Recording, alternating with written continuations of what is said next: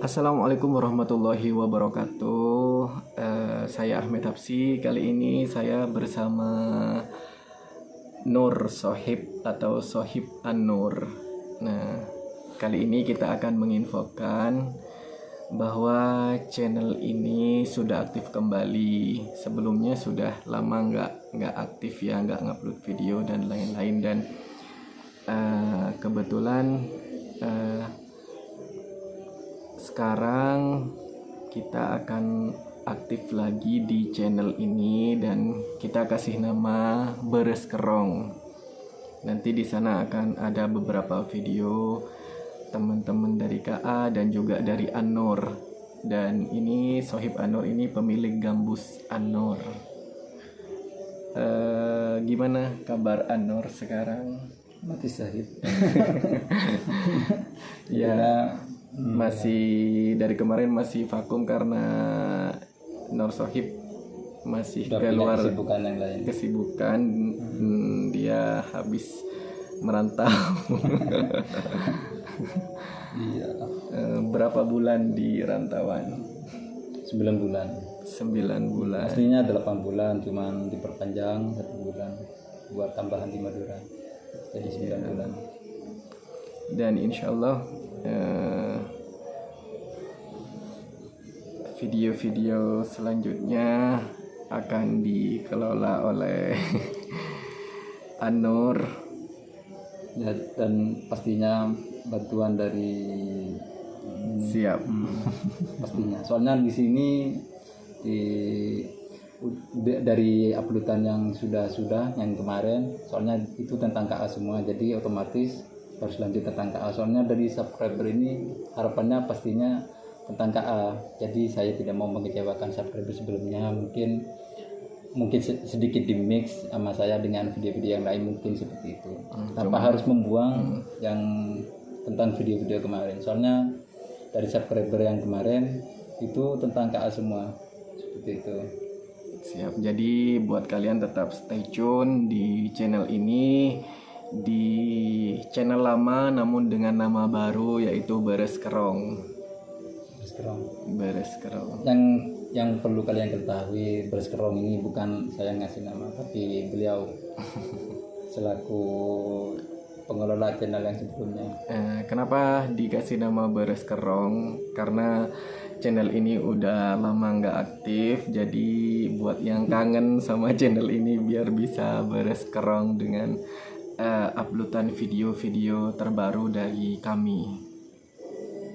Oh, pantesan Beres Kerong. Beres Tanpa konfirmasi tadi ke saya alasannya apa, lupa nggak nanya, baru tahu yang barusan ini.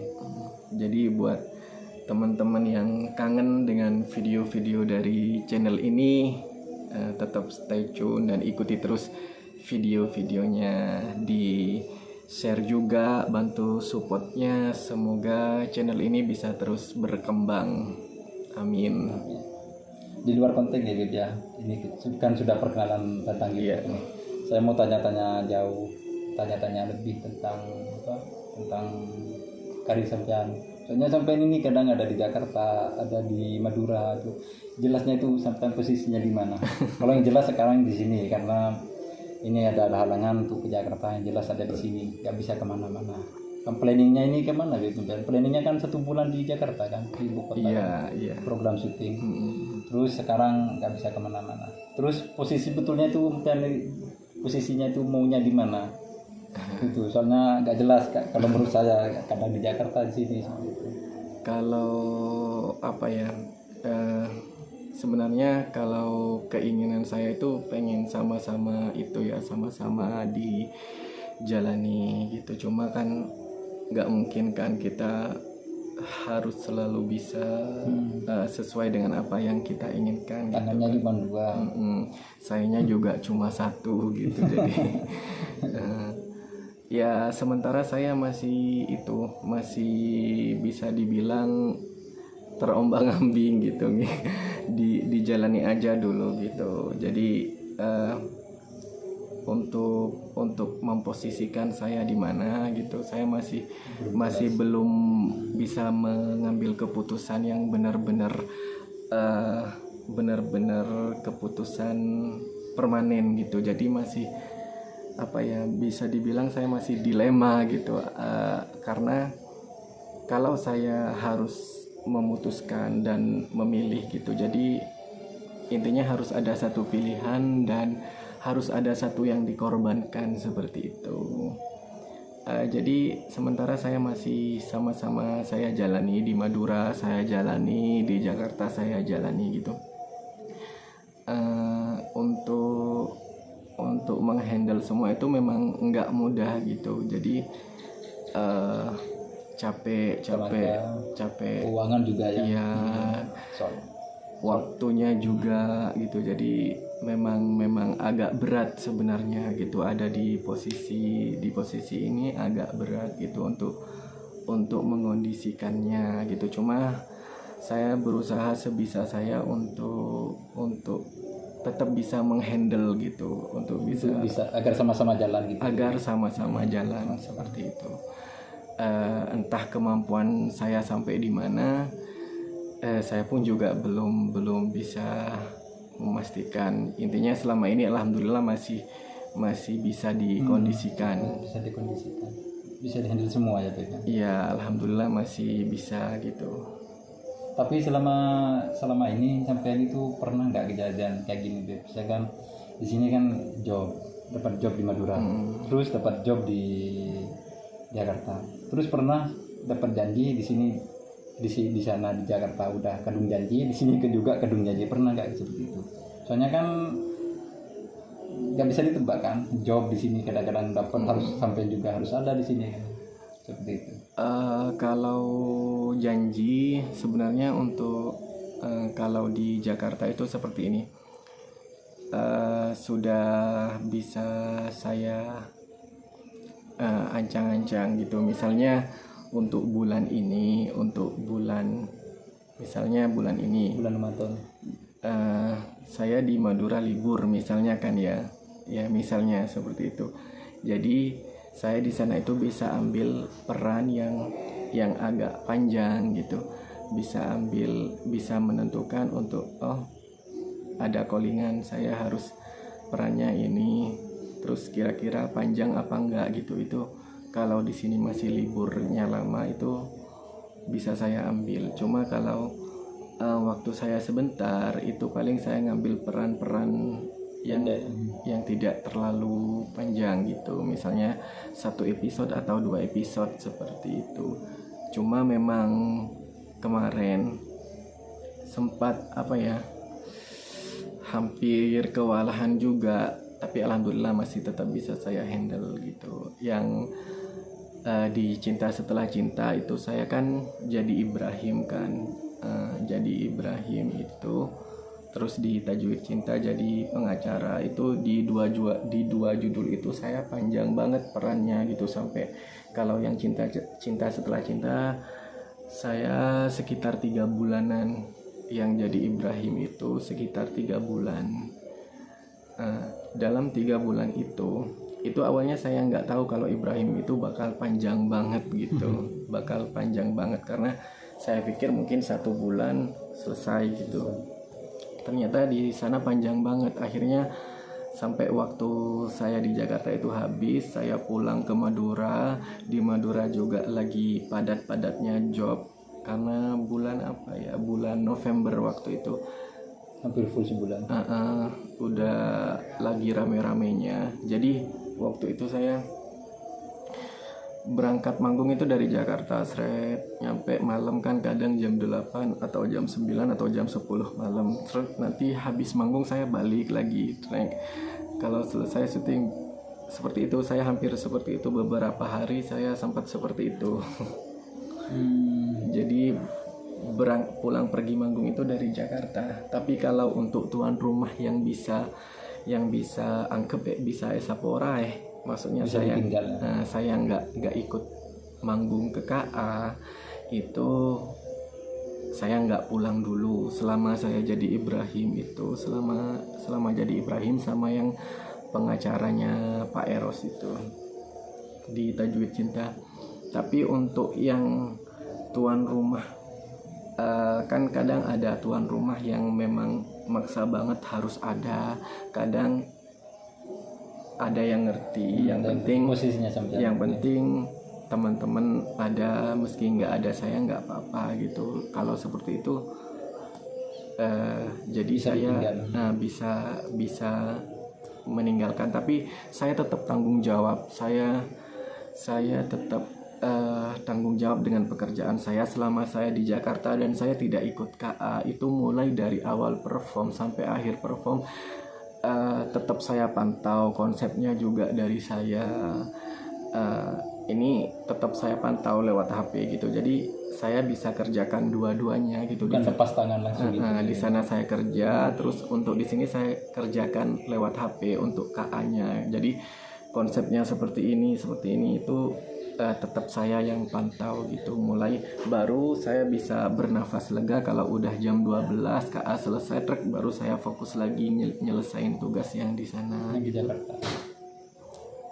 Terus gini Beb, pernah nggak kamu kejadian gini, maunya yang di kan tadi kan udah di konsep semua kan, di Madura job yang manggung harusnya seperti ini, terus yang di Jakarta seperti ini, pernah nggak itu keteteran, satunya selesai, satunya beres, satunya enggak? Misalkan KA-nya memang udah selesai, udah bagus lah kerjanya, tapi di sana keteteran. Kamu kurang fokus, kecapean, kalau kurang fokus iya. Cuma untuk beres atau enggak beresnya itu alhamdulillah selalu beres gitu. Tapi kalau kurang fokus kayak saya dialog itu diulang-ulang gitu sempat, karena jadi saya ngisi dialog di sana saya kurang fokus karena mikirin yang KA gitu. Jadi saya saat acting atau dialog saya kurang fokus, pernah gitu sampai diulang 2 atau 3 kali, pernah kejadian seperti itu, pernah. Tapi di sana ya apa ya, bukan cuma saya yang seperti itu, jadi udah biasa gitu. Meskipun pemain yang udah senior banyak kadang kayak gitu, jadi mereka nggak ngerti saya sedang kenapa atau lagi apa, jadi mungkin dikira lagi apa gitu. Tapi sebenarnya memang ada hal yang berat yang saya pikirkan, yaitu tentang kesuksesan KA gitu. Pernah kayak gitu pas waktu apa ya. Tapi kalau untuk beresnya ya beres gitu, karena kan kalau nggak bagus diulang gitu. Jadi sama-sama aman sih. Kalau yang di Madura kan nggak usah dipertanyakan lagi, udah bener-bener topnya lah. Udah legendnya di sini. Sekarang pertanyaannya di Jakarta, orang yang terpenting untuk karir di Jakarta itu siapa, Beb? Yang paling mensupport sampean, terus sampean paling apa ya, paling memotivasi buat sampean itu siapa? Untuk di Jakarta itu apa ya, soalnya kan saya ini statusnya freelance gitu. Freelance itu maksudnya gimana? Soalnya takut jadi nggak terikat sama salah satu manajemen atau misalnya kan kalau di sana itu kan ada yang pakai manajer kan. Seperti di sini di Madura saya memanajerin anak-anak KA seperti itu. Jadi harusnya saya itu di Jakarta itu punya manajer, maksudnya punya saya. Kalau di Madura itu kan anggap saya ini manajer bosnya, teman-teman gitu kan ya, yang nyariin job, yang ini dan yang ngatur gitu ya, ngatur jadwalnya gitu. Tapi untuk saya di Jakarta itu sementara saya memilih freelance, karena soalnya kalau menetap di salah satu manajemen itu ya pas terikat banget gitu, nggak bakalan bisa pulang. Jadi kalau yang untuk berperan penting banget gitu, apa ya, soalnya saya cari jalannya itu nyari jalan sendiri gitu, cuma ada pelantarannya seperti itu, dan itu ada beberapa gitu, tidak satu orang gitu. Jadi kalau yang harus nyebutin satu orang yang penting banget itu nggak ada gitu. Ada beberapa yang memang menjadi pelantara seperti itu. Kan awalnya gini, sedikit cerita aja. Untuk saya ke Jakarta, awalnya tidak ada niatan buat syuting sinetron, syuting film seperti itu kan. Niat awalnya saya cari jalan buat nyanyi sih sebenarnya. Jadi penyanyi di Bukata. Niat awalnya gitu, terus waktu itu mau coba jadi penyanyi religi gitu pas momen Ramadan gitu. Jadi saya kan orangnya suka nyari info atau apa gitu di ya intinya carilah di orang-orang yang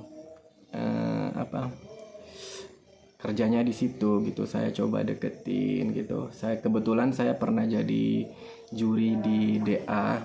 Waktu DA 4 kan saya jadi juri. Jadi saya ada kenalan beberapa kru gitu. Jadi saya cobalah nanya-nanya gitu. Akhirnya dari ini dikenalin ke ini gitu. Jadi saya coba mau mencoba untuk menjadi penyanyi religi. Nah, waktu itu pernah dikasih kesempatan gitu,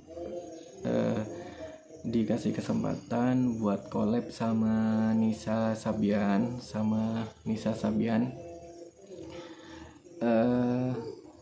untuk ngisi acara Ramadan, program Ramadan. Terus saya itu disuruh ke Jakarta, tapi waktu itu posisi saya itu di sini masih benar-benar gak bisa ditinggal gitu. Kalau sekarang kan alhamdulillah itu anak-anak KA, teman-teman dari KA udah ada sedikit banyak, udah ada yang dikenal gitu kan ya gitu. Kalau dulu kan itu masih harus saya gitu. Jadi waktu itu kan sebelum Ramadan saya disuruh berangkat kan, bulan Rebe, Jandrai Maturemon, bulan Rebe itu kan lagi padat-padatnya acara. Sedangkan yang di Madura itu kan waktu itu masih masanya saya gitu. Jadi nggak bisa saya tinggalin waktu lagi itu. hit-hitnya KA. Maksudnya masih belum KA, bukan yang KA. Masih saya freelance juga waktu itu. Saya di Alifro, cuma saya kan ngambil job juga kan waktu itu, menerima juga gitu. Jadi udah ada beberapa janji di sini dan itu nggak bisa gitu. Nggak bisa ditinggal, nggak bisa. Udah kadung janji. Nggak bisa, intinya nggak bisa. Jadi saya selesaikan dulu job saya yang di sini. Saya kan tanggung jawab gitu. Kalau di sana kan terserah nantilah gitu. Saya kan belum intinya tanggung jawabnya lebih yang di sini kan gitu. Jadi saya selesaiin dulu selesai semua job saya selama bulan Sya'ban itu. Saya berangkat, saya ngubungin teman saya gitu, kira-kira gimana, tapi teman saya itu kan sebenarnya udah kayaknya sih udah telat gitu ya, tapi coba aja gitu. Jadi saya tetap berangkat ke sana dan sama temenku itu dibawa ketemu gitu sama salah satu pemegang programnya itu. Nah pas ketemu ya udah nggak bisa gitu, karena semua acara yang di bulan Ramadan itu sudah di konsep, sudah di briefing sebelumnya gitu, sudah sebelum Ramadan gitu. Harusnya kalau memang saya niat untuk ngisi acara Ramadan waktu itu, saya harus sudah sebelum Ramadan sudah di sana gitu, karena semua konsep dan lain-lainnya sudah disiapkan sebelum Ramadannya gitu. Akhirnya ya udah gitu, cuma saya sedikit, kalau kecewa enggak, karena itu salah saya gitu, itu kesalahan saya gitu.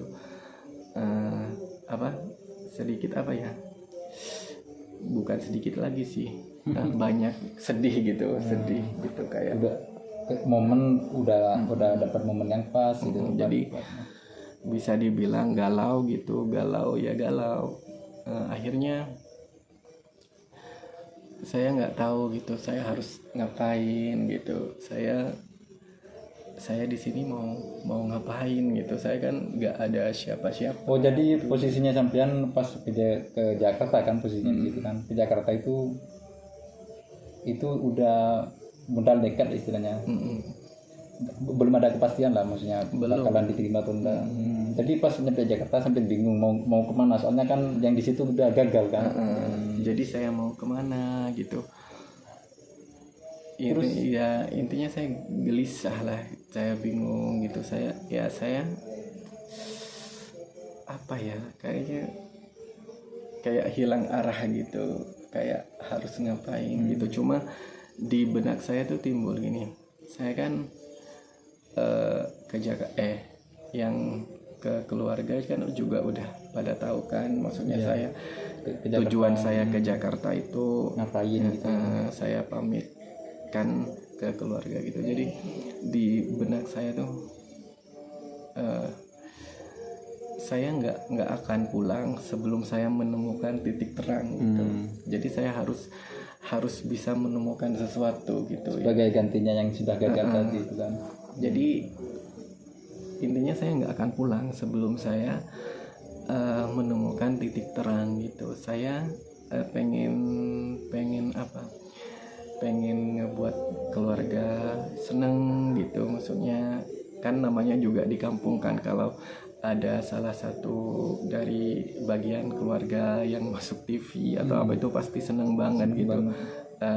Udah kayak apa gitu, kayak bangga banget. Jadi yang saya pikirkan itu cuma itu, pengen ngebuat keluarga bangga, seneng gitu. Jadi saya sampai membuat keputusan gak akan pulang sebelum saya sukses gitu, sebelum saya menemukan titik terangnya gitu.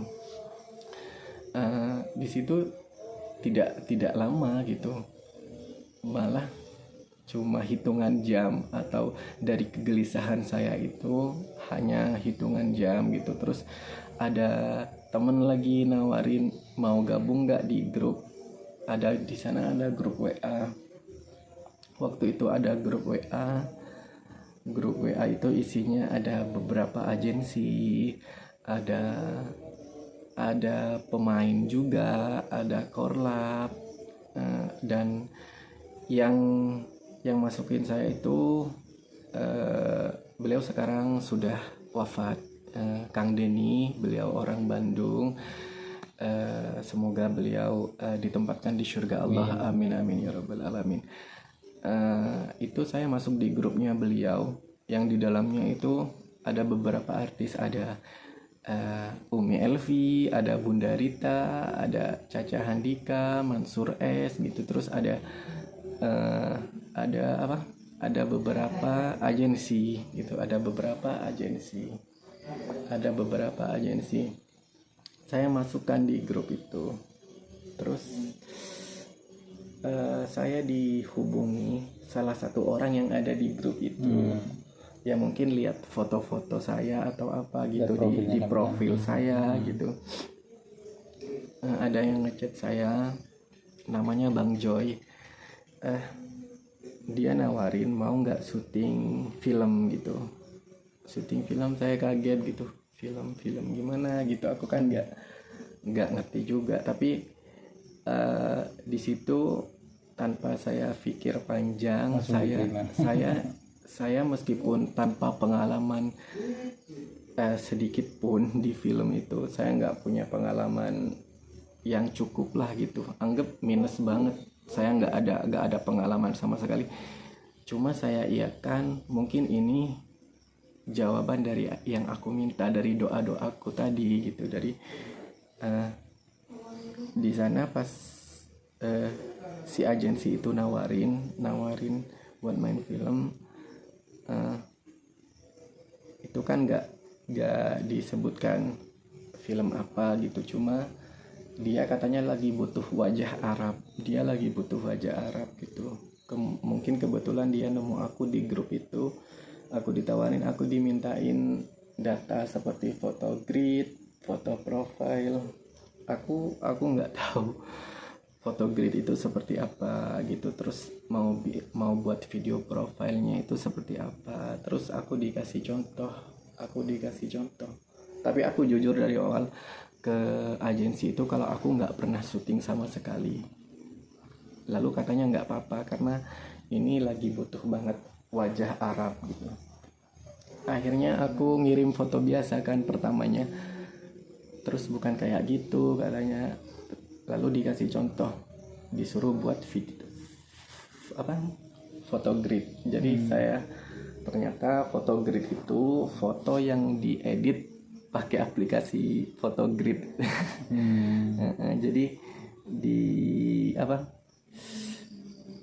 ya beberapa foto disatuin, terus dikasih nama gitu, Ahmed, usia berapa, tinggi badan berapa, berat badan berapa, seperti itu. Kemudian buat video profilnya juga seperti itu, menyebutkan nama, usia, tinggi badan, berat badan.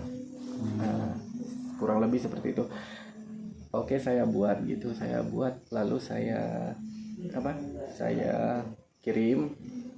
Terus nggak lama dikabarin lagi, katanya langsung di ACC gitu. langsung oke. Jadi di situ saya masih ada tanda tanya, sebenarnya tanda tanya besar gitu di pikiran saya, itu besar banget tanda tanyanya. Jadi ini saya mau syuting gimana, mau syuting apa gitu kan, nggak dikasih tahu kan awalnya, cuma film gitu. Aku pikir film-film buat konten-konten kayak di web series atau apa gitu, yang bukan film-film nasional gitu kan ya. Aku pikir film-film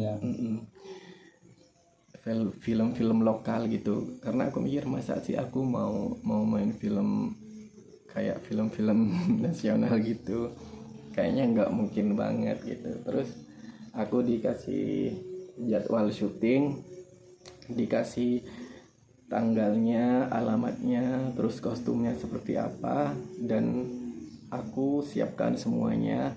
Aku datang di tanggal itu, aku ke lokasi syuting.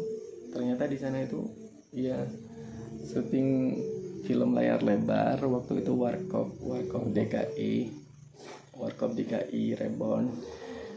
Di sana banyak banget aktor-aktor yang udah senior gitu. Jadi aku kaget kayak mimpi gitu. Itu jadi pertama kali kan? Pertama kali aku di layar lebar, bukan sinetron. Pertama kali layar lebar. Di sana aku ketemu Om Indro, terus Aliando, Syarif. Mereka semuanya baik banget. Mungkin aku kan belum pernah syuting, jadi kelihatan kan kayak masih bingung harus ngapain gitu. Perasaan kurang kayak gimana, dari sampai kok nangis, kayak nggak percaya. Saking senengnya gitu juga. Di sisi lain hari ongkuan apa aja gitu, sampai pertanyaan itu tengok terngiang-ngiang datang gitu, ongkuan apa aja gitu, kayak ya intinya tak partaja gitu. Habis syuting hari pertama gitu, terus pas tengah malam dapat info lagi besok masih dibutuhin lagi, masih gitu ya. Ada lagi gitu. Jadi di film yang sama enggak? Bukan? Iya, di yang sama. Jadi waktu itu saya semangat banget gitu. Sudah tahu di hari pertama, dan pas pulangnya senangnya saya seperti apa, luar biasa banget. Jadi dapat info syuting lagi itu saya semangat banget waktu itu. Jadi saya semangat gitu, semangat pokoknya semangat banget. Nah, terus syuting di hari kedua saya mulai bisa beradaptasi gitu dengan teman-teman gitu, mulai canggung-canggungnya mulai agak berkurang gitu. Jadi ketemu teman-teman itu udah mulai nyaman gitu, udah mulai ada yang deket juga. Misalnya kita lagi break makan atau apa itu udah ada temennya gitu, yang biasanya aku sendirian gitu ada yang ngajak gitu. Yuk, Udah mulai nyaman ya. kalau mau makan gitu. Jadi ada beberapa teman, terus tukeran Sharing-sharing gitu ya. tukeran nomor WA dan lain-lain gitu kan. Jadi nambah pengalaman, nambah temen gitu. Akhirnya selesai di hari kedua, lanjut lagi, masih ada di besoknya lagi gitu. Jadi Tetap di film itu kan. jadi sampai 6 hari waktu itu, di satu judul sampai 6 hari. Kenapa sampai 6 hari gitu? Karena kalau layar lebar itu pengerjaannya itu benar-benar detail banget dan ekstra, apa ya, pokoknya sangat-sangat harus bagus gitu kalau layar lebar. Misalnya syuting di scene ini gitu, itu nggak cukup satu pengambilan atau dua pengambilan gitu, diulang-ulang itu sampai Beberapa kali take gitu ya. jadi ada latihannya juga gitu. Sebelum itu Iya, cuma udah di set, sudah di lokasi, sudah semua set udah siap. Jadi sebelum sebelum di take itu udah dicoba dulu gitu. Jadi itu latihannya aja sampai benar-benar bagus gitu ya. bagus gitu. Baru nanti di take, terus di take-nya juga diulang-ulang. Sulit juga ya gitu ya. Iya, meskipun cuma misalnya kita adegannya cuma apa gitu, itu bisa berjam-jam gitu. Meskipun cuma waktu itu kan aku cuma jadi staff cafe gitu. Di sana ada cafe Arab, di film itu ada cafe Arab, dan aku jadi staff cafe, kayak penjaga cafe gitu, cafe Arab. Terus di sana ada keributan itu aku cuma kayak ngamanin doang gitu, kayak Perannya sampai di situ. ngamanin keributan gitu, kayak anggap di sana lagi ribut, aku nyuruh itu apa, Security. intinya aku ngamanin aja gitu, kayak Jadi ya cuman ngamanin tanpa harus ngomong apa gitu, enggak. ngomong bebas gitu, kayak berdialog bebas Intinya gitu. ngamanin kerusuhan di situ kan. Itu apa ya, itu diulang-ulang banget sampai apa ya, sampai pagi. Dari titiknya itu tengah malam sampai pagi diulang-ulang. Untuk scene yang pendek segitu kan. Yang pendeknya Iya, cuman pendek. Jadi pas apa, jadi kalau layar lebar itu kan kayak gitu. Nah, diulang-ulang. Terus ketika aku anggap yang layar lebar udah selesai, ketika aku dapat tawaran syuting sinetron, pas aku udah masuk di sinetron, aku nggak kaget gitu. Malah ngerasa itu gampang banget gitu. Kenapa? Karena udah di layar lebar. Jadi di layar lebar itu kan udah kita harus bagus banget kan gitu, harus benar-benar perfect, benar-benar, intinya kalau anggap yang di layar lebar itu udah benar-benar ngelatih aku banget gitu. Jadi pas di sinetron ternyata aku pikir sama seperti kayak layar lebar itu. Ternyata aku dikasih dialog. Waktu itu aku di shoot 1 kali pengambilan, pas cuma 1 kali pengambilan kan dialognya, terus diambil lagi dari jauh jadi 2 pengambilan. Itu udah selesai. Aku apa ya, maksudnya ini kok cepet banget gitu, maksudnya masih selesai apa enggak, itu aku nggak ngerti kan. Ternyata waktu itu aku terus sama korlapnya itu udah dikasih budgetnya, di salaman gitu kan ya, udah kamu aman gitu. Di situ aku kaget banget gitu, kok enak gitu. Jadi apa, ngerasa lebih mudah gitu, kayak karena sudah tahu yang di layar lebar. Kalau di sinetron itu yang penting kita dialognya tepat, terus kita nggak ketawa atau nggak gugup gitu ya, itu nggak diulang. Tapi kalau kita udah gugup atau salah ketawa atau salah ngomong baru diulang. Tapi kalau cuma masih kayak grogi tapi dialognya tepat, meskipun kita terlihat grogi asal dialognya tepat itu nggak diulang. jadi masalah ini. Kalau di sinetron itu karena mereka kan kejar tayang gitu. Kalau sinetron itu kan stripping, tayangnya kan tiap hari gitu, jadi mereka kejar punya target tayang gitu ya. Jadi ini harus cepat gitu. Kadang kita apa ya, nunggunya lama, pas syutingnya cuma bentar gitu. Dan alhamdulillah kalau syuting sinetron itu ya intinya saya lebih mudah gitu untuk inget dialognya, gampang ngingetnya juga gitu. Cuma kalau seperti kata tadi, kalau lagi ada yang dipikirin memang kadang kurang fokus, baru diulang-ulang gitu, diulang-ulang gitu. Aku minta, pas lupa gitu aku bilang sorry gitu, baru diulang. Tapi kalau lagi enak, kalau film lagi enak, enggak, cepet banget kalau sinetron. Beda sama layar lebar. Kalau layar lebar itu aku bukan milih-milih job gitu, tapi sekarang nggak ngambil kalau layar lebar karena bukan apa ya, bukan so atau gimana. Cuma yaitu kalau layar lebar kita kadang berangkat pagi, selesainya pagi gitu, lama banget gitu. Jadi bukan berarti nggak mau gitu, cuma sementara ini nggak ngambil dulu gitu, kayak layar lebar gitu. Lebih senang di sinetron sama FTV. Kalau boleh tahu udah berapa film yang sudah di Bintan ini? Dan Kalau yang udah ambil peran. kalau yang layar lebar aku kan masih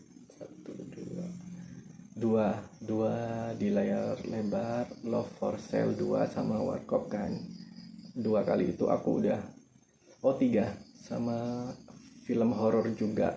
Nah yang horor itu aku yang pas mutusin buat sementara gak ngambil layar lebar. Nah, pas waktu horor itu malah lebih ribet lagi gitu. Jadi buat kebujeran gitu ya. bukan ya intinya bukan untuk niat seperti itu, tapi kalau bisa jangan dulu gitu. Karena memang mungkin fisik aku juga belum sekuat ya teman-teman gitu. Aku juga punya asam lambung yang juga harus aku jaga gitu. Aku mudah kalau capek dikit itu pasti kambuh gitu. Jadi bukan aku milih job atau gimana gitu, tapi kalau bisa untuk layar lebar jangan dulu gitu. Tapi tidak menutup kemungkinan kalau misalnya nanti waktunya aku udah pas gitu ya. Gitu, aku udah pengen lah gitu, jadi bisa juga gitu. Tapi sementara aku lebih enak banget di sinetron sama FTV. Web series aku juga belum gitu ngambil gitu. Kalau misalnya ada beberapa tawaran dari web series, aku belum ngambil. Aku web series pernah sih, tapi belum gitu ngambil juga gitu. Lebih ke sinetron sama FTV. Kalau yang di web series itu yang kemarin juga Arab juga pemainnya, aku juga main di sana, cuma lupa judulnya apa. Kalau 20 lebih kayaknya ya, kayak sering di TV. Kalau bentar di FTV, bentar di sinetron ya mungkin lebih karena di setiap judul ada judul baru pasti masuk gitu. Untuk FTV ya. Di sinetron. Sinetron. Kalau FTV itu yang aktif banget aku dulu. Sekarang FTV masih ada juga, cuma lebih yang paling sering itu sinetron. Tapi FTV aku juga suka. Kalau sukanya FTV itu kan satu judul syutingnya itu cuma 3 hari kan, tidak ada continuity, nggak ada apa, satu cerita. Kalau FTV itu yang langsung selesai, yang langsung selesai. Paling di FTV MKF gitu. Kalau FTV SCTV cuma beberapa kali doang. Iya. Terus kalau tadi kan udah diceritakan ya, momen paling seneng kan yang tadi itu kan sampai nangis, job satunya gagal, diganti yang lebih besar jadi pijakan sampean untuk jenjang selanjutnya.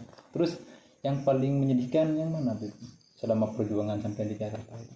Apa yang tadi waktu sama siapa itu, sama job sama siapa itu, Sabian, atau ada yang lain yang lebih Iya, menyedihkan? kalau yang paling menyedihkan cuma itu sih. Sabian itu ya, Iya. soalnya harapan satu-satunya tahu-taunya di cancel, nggak jadi. Cancel gitu. Dan tapi untuk kecewa pun saya juga enggak, karena memang murni kesalahan saya sendiri gitu. Saya telat datangnya, saya telat gitu. Kalau emang yang paling menyedihkan, alhamdulillah masih belum ada selain itu. Masih sampai di sini masih mulus aja gitu. Cuma ya kalau yang aku capek banget itu memang yang pas waktu layar lebar itu, yang horor itu, nggak tahu judulnya apa, aku lupa. Hantu, intinya Tentang hantu lah gitu. hantu gitu. Jadi Tapi udah tayang kan? Sudah tayang belum? kurang tahu juga.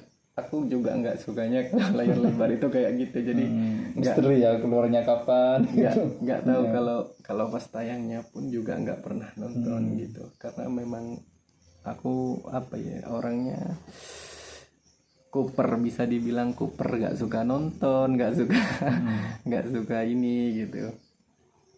Sukanya itulah apa, ningkatin karirnya. Terus gini Beb ya, sampean kan udah jadi panutan lah, boleh dikatakan seperti itu. Kenapa dikatakan itu kan? Untuk mencapai posisi sampean itu kan tidak mudah, itu kan. Terus ada nggak apa motivasi buat yang lihat lah ya, pemirsa yang lihat, Ya intinya gini, biar keinginannya bisa tercapai juga. kalau itu caranya aku, setiap orang kan punya cara berbeda. Kalau aku tuh, jika kita menginginkan sesuatu selama itu baik buat kita dan kita ngerasa mampu gitu, itu harus benar-benar kita kejar gitu. Dan kalau aku pribadi, aku nggak pernah mengenal kata putus asa. Sebelum saya bisa mencapainya, saya tidak akan mudah berhenti gitu. Jadi saya akan terus kejar semampu saya, dan saya harus bisa sampai ke tujuan itu dengan tekad yang kuat, bulat, dan penuh semangat.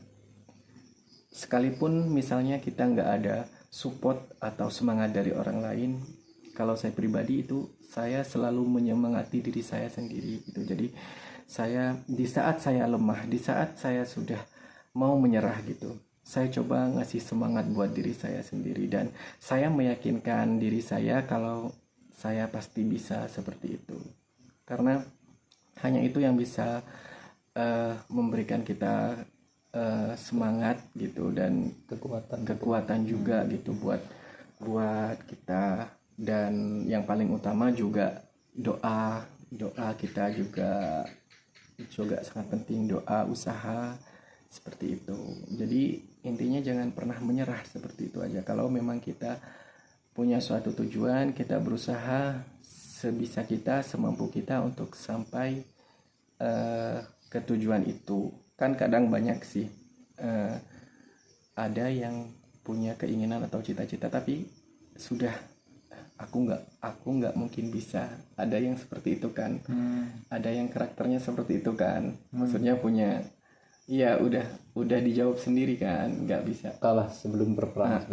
Kalau aku malah, jika aku sudah punya keinginan atau apa yang aku impikan gitu, aku memberikan semangat yang kuat buat diri saya sendiri, dan meyakinkan saya bahwa saya bisa gitu. Jadi saya harus bisa gitu. Dan akhirnya tercapai juga ya. dan alhamdulillah dengan izin Allah dan kehendak Allah yang yang apa ya, yang menjadi nyata, yang menjadikan semua itu nyata. Jadi ya itu, dari semua, bahkan kadang lebih dari apa yang kita inginkan gitu. Kalau kita ternyata dikasihnya lebih gitu dikasihnya lebih, kalau kita udah benar-benar usaha, fokus gitu.